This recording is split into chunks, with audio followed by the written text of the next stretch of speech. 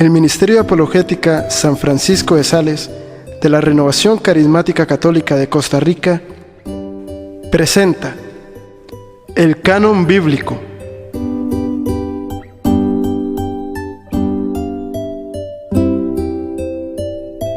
Amén. Te damos gracias, Padre Celestial, Padre amado, porque nos reúnes una vez más en tu nombre. Te damos gracias, Señor, por que nos permites meditar estos misterios. Espíritu Santo, asístenos en esta noche, llénanos de ti. Bendícenos, Espíritu Santo, para que podamos llegar a esa verdad completa. Tú nos lo dijiste, Señor, os daré un paráclito, un ayudador que os llevará a la verdad completa. Oh, ven, Espíritu Santo, y llénanos aún más, inunda nuestros corazones y nuestras mentes, para que podamos meditar, entender y compartir esta verdad que tú dejaste a tu Santa Madre Iglesia Apostólica desde más de 2000 años. Por eso, Padre Celestial, te damos gracias una vez más por permitirnos meditar estos sagrados misterios. Amén y amén. Santa María, ruega por nosotros. En esta noche vamos a ver el tema del canon bíblico. Es importante el tema en vista de que han surgido discusiones de los famosos 7 libros, ¿verdad? De los famosos 7 libros. Realmente es un tema corto que tiene mucha estadística, ¿verdad? Mucha estadística, pero que es muy importante conocer. Número 1, lo primero es que la Biblia fue escrita en griego, en hebreo y en arameo. ¿Ok? Ese es el primer dato que usted tiene que saber, que la Biblia fue escrita en griego, hebreo y arameo. La Biblia católica consta de 73 libros, apúntelo ahí, tema de examen. 73 libros, 46 del Antiguo Testamento y 27 del Nuevo Testamento. ¿De acuerdo? La Biblia evangélica consta de 66 libros, 39 del Antiguo Testamento y 27 del Nuevo Testamento. O sea, que el Nuevo Testamento es igual, son 27 libros, ¿de acuerdo? La diferencia está en los libros del Antiguo Testamento, a saber, son los siguientes: Tobías, esto tienen que memorizarse, ¿de acuerdo? Judith, Baruch, Sabiduría, Eclesiástico, 1 y 2 de Macabeos, 1 y 2 de Macabeos, ahí están, 1, 2, 3, 4, 5, 6 y 7, ahí están los 7 libros. También falta una parte del libro de Esther, del capítulo 10, versículos 4 al 31, y una parte de Daniel, los capítulos 13 y 14, eso lo tienen ustedes en las hojitas. ¿De acuerdo? Eso lo tienen ustedes en las hojitas. Vamos a dar en la historia una reseña de la Sagrada Escritura. En el año 285 al 246 antes de Cristo, antes de la venida de Cristo, en Alejandría, Egipto, se tenía la biblioteca más grande del mundo antiguo, a cargo del rey Ptolomeo II Filadelfo. Ptolomeo II Filadelfo, en Egipto de Alejandría. Una versión de la Biblia completa hebrea, se tradujo al griego por 70 o 72 notables. Estamos hablando del 285 al 246 antes de Cristo. Esto es importante, aquí es donde ustedes tienen que ubicarse. Ustedes dicen, entre el año 300 y 250 antes de Cristo, se hace una traducción al griego de la Biblia hebrea, de parte de 70 notables en Egipto, ¿okay? En Alejandría. Esta Biblia se llega a conocer como alejandrina, porque fue en Alejandría. También se conoce como la de los 70, la Septuaginta, ¿ok? La Septuaginta, como de los 70. Como los hebreos fueron deportados a Babilonia, ¿se acuerdan? Por el rey Nabucodonosor. En ese tiempo, el que subyugaba a los demás imponía todo: cultura, ley, habla. Entonces se impuso el habla griega, ¿ok? El hablar griego era como decir hoy el hablar inglés, ¿verdad? Era un idioma que se estaba convirtiendo universal. Entonces ellos pasaron una versión del hebreo al griego, ¿de acuerdo?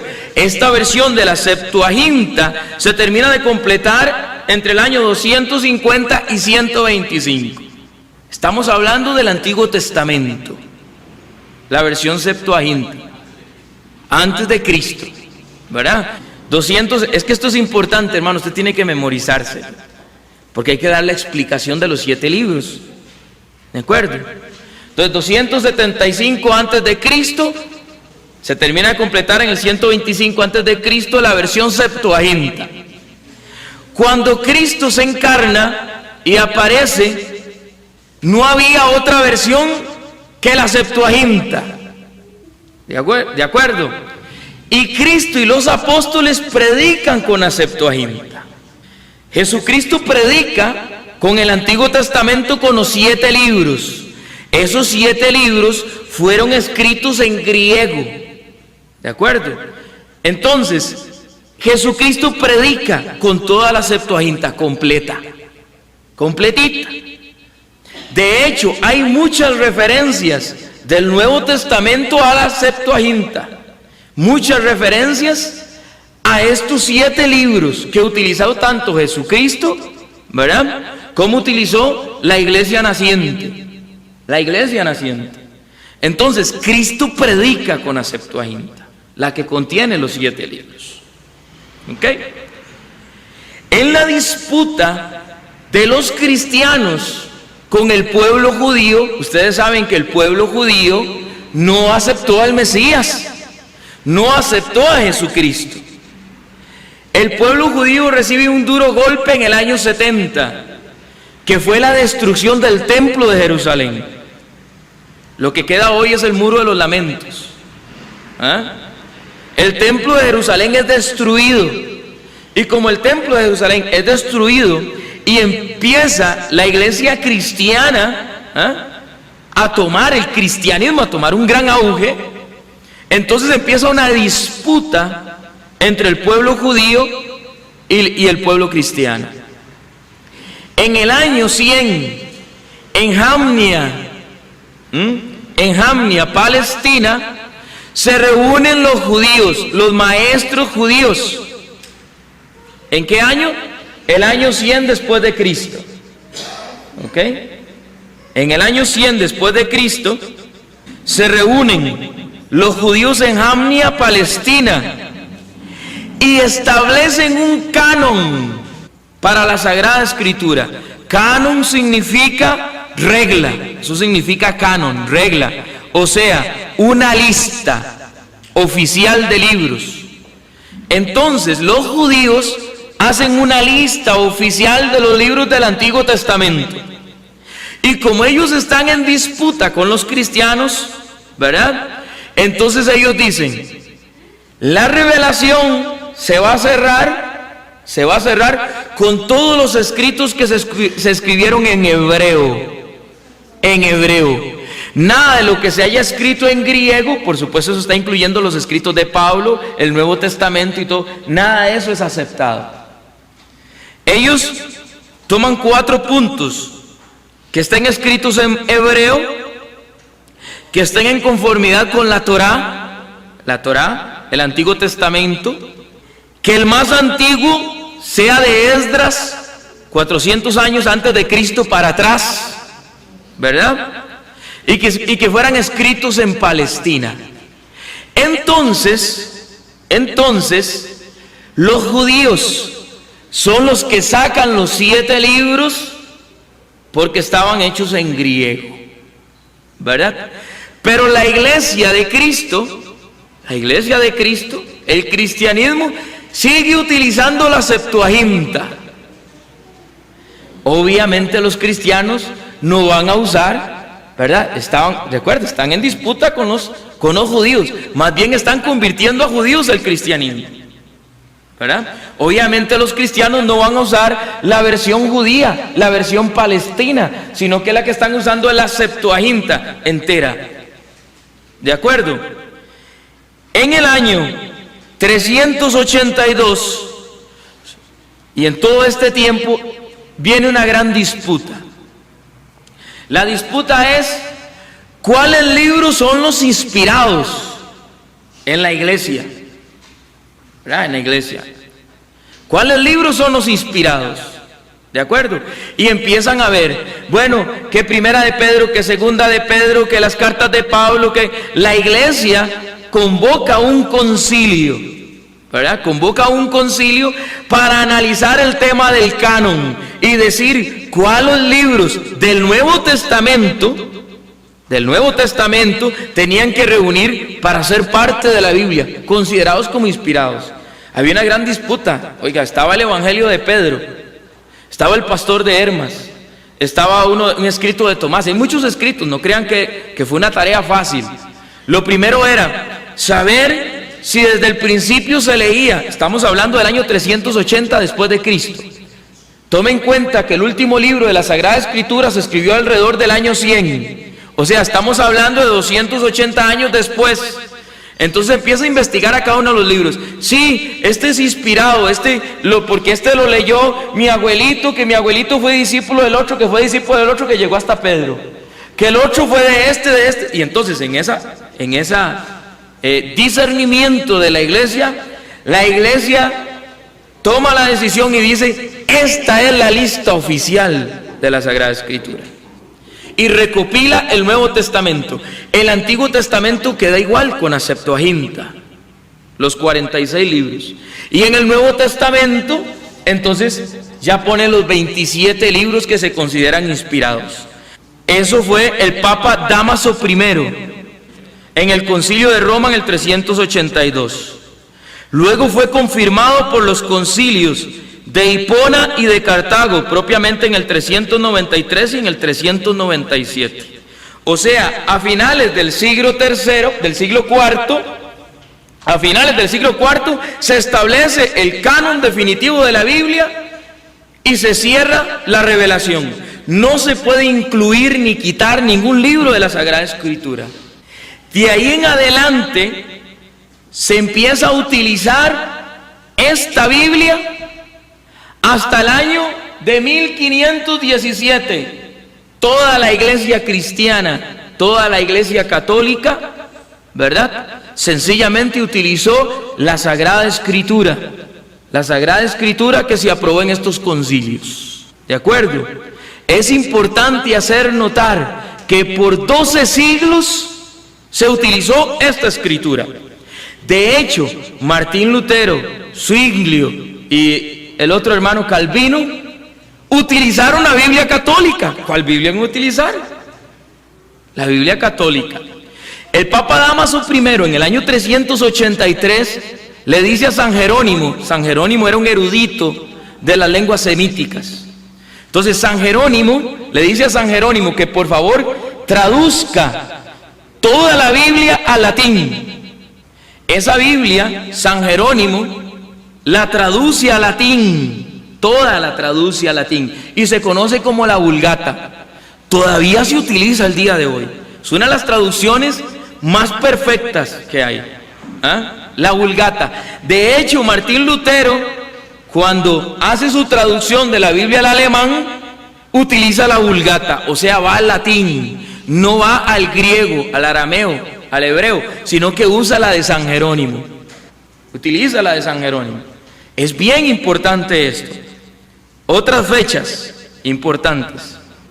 La Biblia es custodiada por la iglesia durante todos estos siglos. Tome en cuenta que la imprenta se inventó en el año de 1450 por Gutenberg. Gutenberg, en el 1450, se inventa la imprenta y el primer libro que imprime es la Biblia. ¿Y cuál Biblia? La católica, la que se recopiló con todos los libros. La primera versión al castellano se da en el año 1200. En el año de 1478 se imprime la primera Biblia en castellano, o sea, al español, inmediatamente después de la invención de la imprenta. Aquí es donde aparece nuestro hermano Martín Lutero. Nuestro hermano Martín Lutero aparece en el año de 1517. Entonces Martín Lutero, para poder quitar la autoridad a la iglesia, ¿por qué? ¿Por qué? Porque Martín Lutero sabe que la Biblia se la debe a la iglesia. Entonces, como él quiere separarse de la iglesia, él utiliza el canon de Palestina. Utiliza el canon de Palestina, el que se construyó 100 años después de la venida de Jesucristo, de los judíos que estaban en disputa con los cristianos. Y ahí están los 7 libros. Ahí está el problema de los 7 libros. Entonces, él toma el canon palestino y quiere quitar ciertos libros del Nuevo Testamento. Lo que pasa es que no pudo. Quería volarse la carta de Santiago. Porque como él creía en la justificación solo por la fe, en la carta de Santiago, él la llamó carta de paja, que no sirve para nada, decía. Es una carta de paja, todo porque Santiago en el capítulo 2, versículo 17 dice: ¿de qué sirve, hermanos míos, que alguien diga tengo fe si no tiene obras? ¿Acaso podrá salvarle la fe? Como él creía en la salvación solo por la fe, en la justificación solo por la fe, solo la fe salva, entonces Santiago se le atravesaba. Entonces él trató de quitar la epístola a Santiago y agregó a la Biblia en Romanos 3:23. Él incluyó la palabra solamente para sostener la justificación solo por la fe. En Romanos 3:23 diría así el texto como él lo modificó: porque pensábamos que el hombre justificado por la fe sin las obras de la ley. Entonces él lo puso así: porque pensamos que el hombre justificado por la fe solamente, sin las obras de la ley. El solo, el solamente, porque él cree en solo Biblia. Aún sabiendo la prohibición que dice Apocalipsis 22, 18, 19, porque yo advierto a todo el que escuche las palabras proféticas de este libro: si alguno añade algo sobre este, Dios echará sobre él las plagas que se describen en este libro. Y si alguno quita algo a las palabras de este libro profético, Dios le quitará su parte en el árbol de la vida y en la ciudad santa que se describen en este libro. Palabra de Dios. Sin embargo, él lo que hace es anotar encima de la escritura. Él no quita físicamente los 7 libros. Fueron más bien los seguidores de la Reforma Protestante los que en el año, hasta el año de 1835, hasta el año de 1835, se imprime por primera vez la Biblia protestante sin estos 7 libros conocidos como deuterocanónicos. Fue hasta el año de 1835. O sea, durante 15 siglos, o sea, del año 380 al año de 1800 se utilizó la escritura completa, la revelación completa. Hasta ahí Sociedades Bíblicas quita los 7 libros. La primera versión bíblica que se escribe es la de Casidoro de Reina Valera. Casidoro de Reina, y después fue Varela el que se unió, en el año de 1569, despuesito de la Reforma Protestante.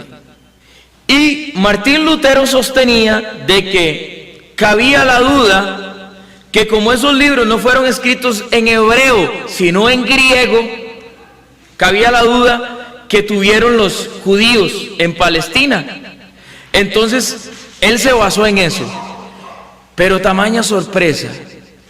Resulta que en Qumran, los documentos de Qumran, en el Mar Muerto, que es un mar salado, descubren dentro de una cueva papiros originales, de la Sagrada Escritura. Y dentro de los libros que encontraron el libro de Tobit, el libro de Sirácida, eclesiástico, el libro de Tobit y el libro de Sirac, en hebreo, lo que hace insostenible esa teoría. Una vez más, la Iglesia Católica tiene la razón y el Señor se encarga de darle la razón. Entonces, la Sagrada Escritura es recopilada por la Iglesia Católica. Oiga, tome en cuenta que del año 400 a cuando se inventó la imprenta, la Iglesia Católica, los monjes encerrados en sus monasterios hacían copias del manuscrito de la palabra de Dios. Es impresionante que se analicen esas copias y se vean la poca cantidad de errores que tienen los manuscritos con respecto a los originales. Pero la iglesia es la encargada de custodiar la palabra de Dios con gran celo. Nosotros veneramos la palabra de Dios, el catecismo de la iglesia lo dice, que nosotros veneramos la palabra de Dios, veneramos la Biblia, hemos custodiado la Biblia, se ha pagado con sangre la Biblia, con sangre. Una de las críticas que le hacían a la iglesia es que la Biblia la tenía la iglesia encadenada, dice. Oiga, y sí es cierto, porque como no existía la imprenta, entonces los monjes escribían la Biblia y la encadenaban al púlpito para que no se la robaran los herejes, para que no la destruyeran, para que no se la robaran. Porque imagínense usted lo que costaba hacer una copia de la Biblia, eran años. Y los monjes se dedicaban a lápiz a hacer, ¿verdad?, a hacer esas copias. Y entonces en cada iglesia donde se predicaba la palabra de Dios había una Biblia que estaba encadenada. Eso fue por unos años nada más. Por supuesto que cuando ya vino el auge de la imprenta, entonces empezaron a sacarse copias de la Sagrada Escritura, a tal punto que la Biblia es el bestseller, el libro más vendido en todo el mundo. Ningún libro es comparado con la Sagrada Escritura. Imagínense que cuando se estaba quemando una librería, un monasterio en donde estaban los papiros de la Sagrada Escritura, empezaron los monjes a correr: ¡uy! ¡Salven la Biblia! ¡Salven la Biblia! ¡Salven la Biblia! Y llega uno y dice: ¡no! ¡Salven a Jerónimo! Jerónimo se la sabe de memoria, porque fue el encargado de traducirla a la Vulgata. Y podemos ver historias de nuestros santos, ¿verdad? La Iglesia Católica ama la Sagrada Escritura, escudriña la Sagrada Escritura, y permítame decirle, la Biblia es católica. Es un libro recopilado por la Iglesia. La pregunta es: ¿cómo saben los hermanos no católicos que la Biblia es palabra de Dios? ¿Cómo saben, hermano, que se ha ido a la iglesia, que la Biblia es palabra de Dios? Porque usted puede encontrar otro libro que puede decir: esto es palabra de Dios. Usted puede encontrar otros libros, y se han escrito muchos, que pueden decir: esta es palabra de Dios. Porque un libro no diga que es palabra de Dios significa que sea palabra de Dios. ¿Cuál es la certeza que nosotros tenemos de que esta Biblia es la misma palabra de Dios? O sea, ¿cómo sabe un hermano no católico que la Biblia es la palabra de Dios? Yo le pregunté a un hermano no católico: hermano, ¿cómo sabe usted que la palabra de Dios es la palabra de Dios? Me dice: hermano, porque ahí mismo lo dice. No, hermano, porque lo diga no significa que sea. Yo puedo decir que soy doctor, yo puedo decir que soy, pero ¿qué me respalda a mí? Si yo soy doctor, hay un colegio que respalda el título que yo tengo para decir que yo soy doctor, para decir que yo soy ingeniero, para decir que es un colegio el que da fe de que yo digo lo que verdaderamente es. La palabra de Dios se sabe que es la palabra de Dios porque está el colegio apostólico detrás, por la tradición del magisterio de la iglesia, en la Iglesia Católica, que ha custodiado y que ha cuidado esta Biblia que tanto amamos. Si no fuera por la Iglesia Católica, los hermanos no católicos no sabrían que esta es la palabra de Dios. Por eso los católicos no le tenemos que tener miedo a la Biblia, porque este es un libro católico. Es un libro católico. De ahí que interpretar la Biblia fuera de la Iglesia Católica es un error, porque esta escritura, como ha sido custodiada desde el tiempo de nuestro Señor Jesucristo por la Iglesia Católica conoce por la tradición y la sucesión apostólica todo lo que ella contiene, todo lo que ella significa, en el ambiente en que se desarrolló, cómo fue que se escribió, quién la escribió, todo lo que se ha vivido. Claro, si en el siglo XX usted recibe la Biblia, cree que la Biblia le cayó del cielo y usted no quiere recibir ninguna instrucción porque usted se siente iluminado del Espíritu Santo, entonces usted puede interpretar la palabra de Dios a su antojo. Hay hermanos que ven platillos voladores en la Biblia. El carro de fuego que se llevó a Ezequiel, legítimo, platillo volador. Ah, sí. Ah, no sabían. ¿Ah? Entonces, usted puede decir a la Biblia, usted puede hacer a la Biblia decir disparates. Y acuérdese, dogma. Voy a decir dogma, bueno, regla de fe. La Biblia no se contradice, se complementa. ¿Ok? Apúntelo, hermano, porque eso es importante. Por eso es que estamos dando este tema hoy, porque de aquí en adelante tenemos que ver. La Biblia no se contradice, sino que se complementa. Si usted saca una doctrina de la palabra de Dios y puede tener cierto soporte, usted puede sentir que tiene cierto soporte escriturístico, pero si en alguna otra parte contradice lo que usted está creyendo, entonces esa doctrina no es revelación, no es una verdadera, auténtica revelación de nuestro Señor Jesucristo. Porque la Biblia no se contradice, sino que se complementa. Eso es bien importante. En adelante, nosotros nos vamos a basar, en el Catecismo de la Iglesia Católica, en la Sagrada Escritura, para seguir estudiando todas las doctrinas de la Iglesia. Pero ya es importante poner en el marco, que la Biblia es un libro católico, que le compete la interpretación le compete a la Iglesia, porque Cristo lo quiso así. Eso se llama el magisterio de la Iglesia. Magisterio de la Iglesia, es el Catecismo de la Iglesia Católica, está al servicio de la palabra, al servicio de la interpretación de la palabra. Antes de proclamar un dogma, la Iglesia Católica va al depósito de la fe, o sea, a la palabra escrita y a la palabra predicada, va al depósito de la fe y ve que ese dogma no está en contra del depósito de la fe para poder declarar un dogma. Eso es bien importante. Y en adelante, todas las doctrinas que vamos a ver, todas van a ser bíblicas. ¿De acuerdo? Así que, hermano, no le tenga miedo a los 7 libros, para nada. La pregunta es, una vez más, ¿cuál Biblia usaría usted? ¿La que usó Jesucristo o la que usaron los judíos que se separaron o que no aceptaron a Jesucristo? ¿Cuál Biblia usaría usted? ¿Si la que usó Pablo? Estamos hablando, por supuesto, del Antiguo Testamento. ¿O la que usaron los judíos que se separaron, que no aceptaron a Jesucristo como el Señor y Salvador? Esa es la pregunta. Ahora lo voy a decir más. Los hermanos no católicos, muchos ya aceptan los deuterocanónicos. Muchos. De hecho, Sociedades Bíblicas Unidas, en A Dios Habla Hoy, pone con deuterocanónicos y los agrega. Los pone aparte, pero los agrega. Si ustedes ven A Dios Habla Hoy, que es de iglesias, ¿sí? Entonces ellos ponen los deuterocanónicos, ponen los 7 libros.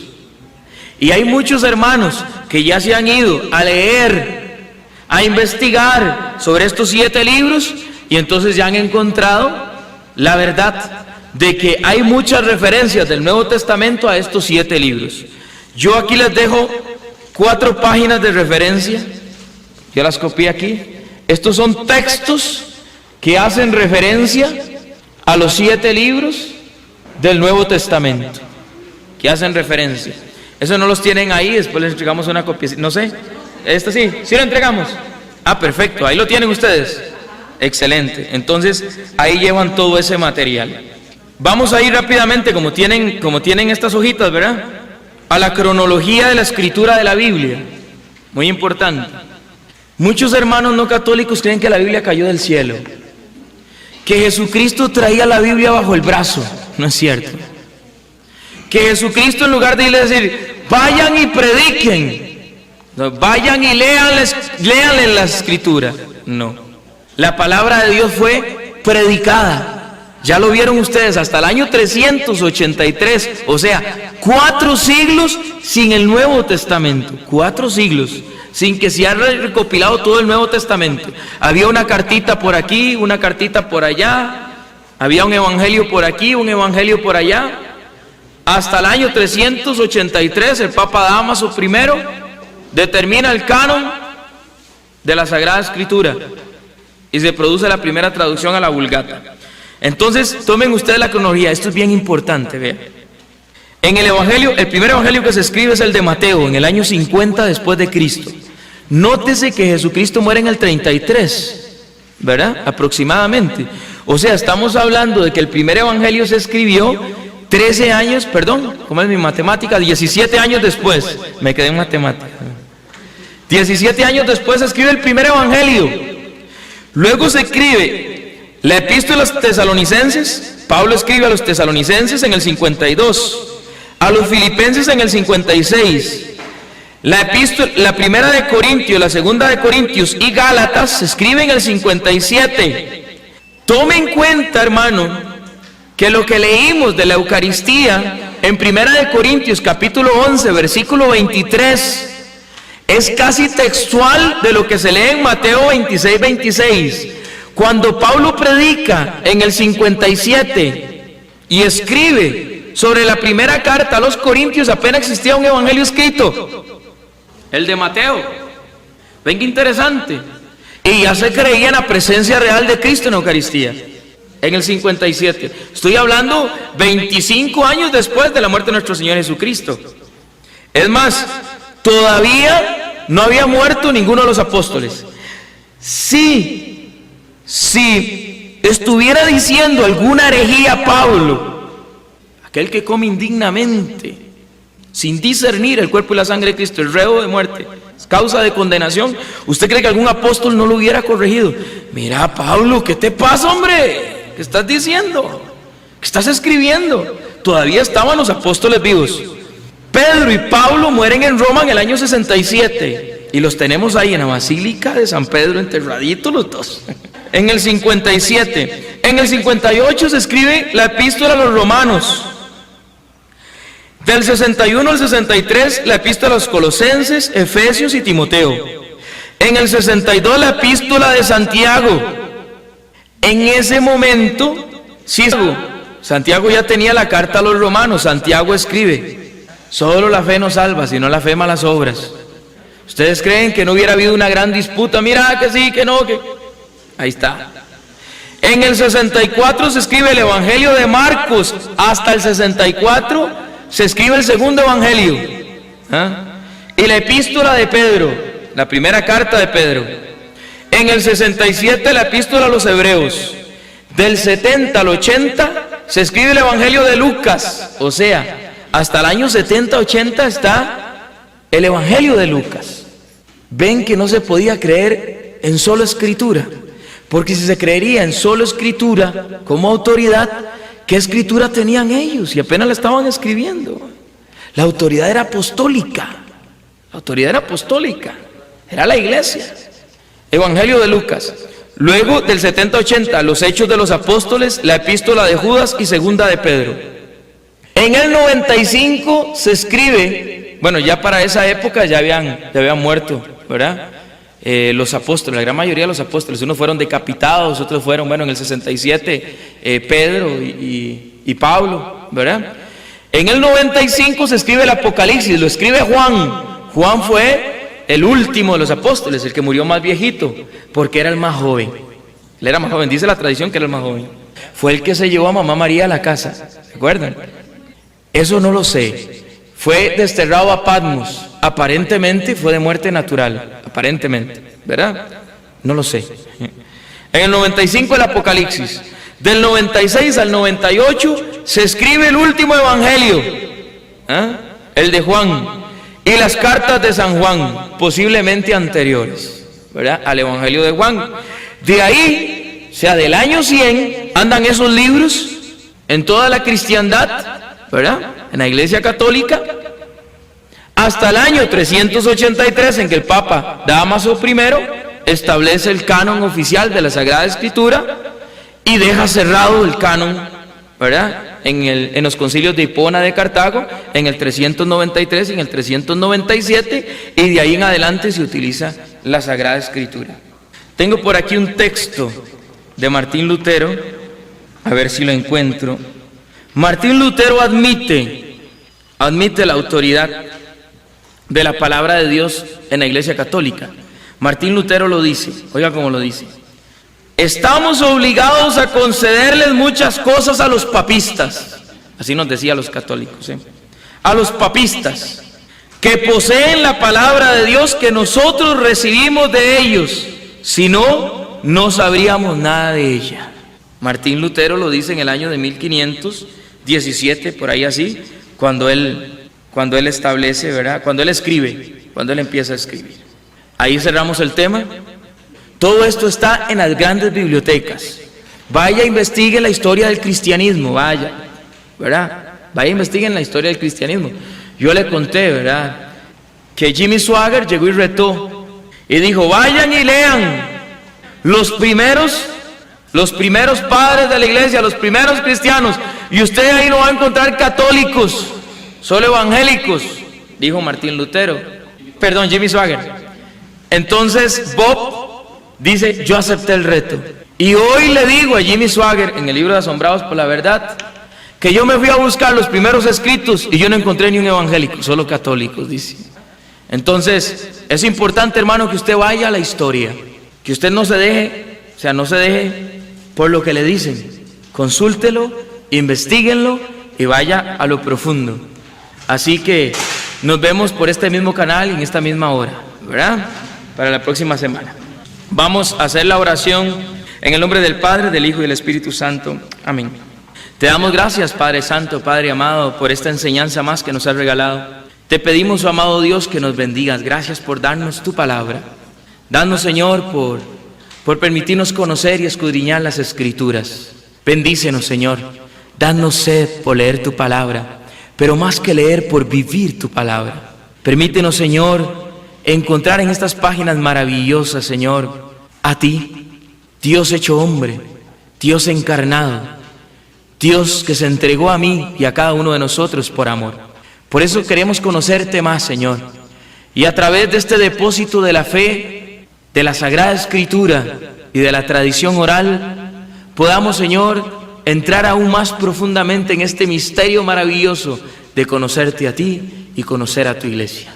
Todo esto lo pedimos y lo agradecemos en el nombre de Jesucristo, tu Hijo, que contigo vive y reina en la unidad del Espíritu Santo y es Dios por los siglos de los siglos. Amén. Santa María, en el nombre del Padre, del Hijo y del Espíritu Santo. Amén. Para mayor información, visite la página www.conociendolaverdad.org y a los teléfonos 22 21 55 81 o 22 23 91 90. Para llamadas desde el exterior, agregue el número 506.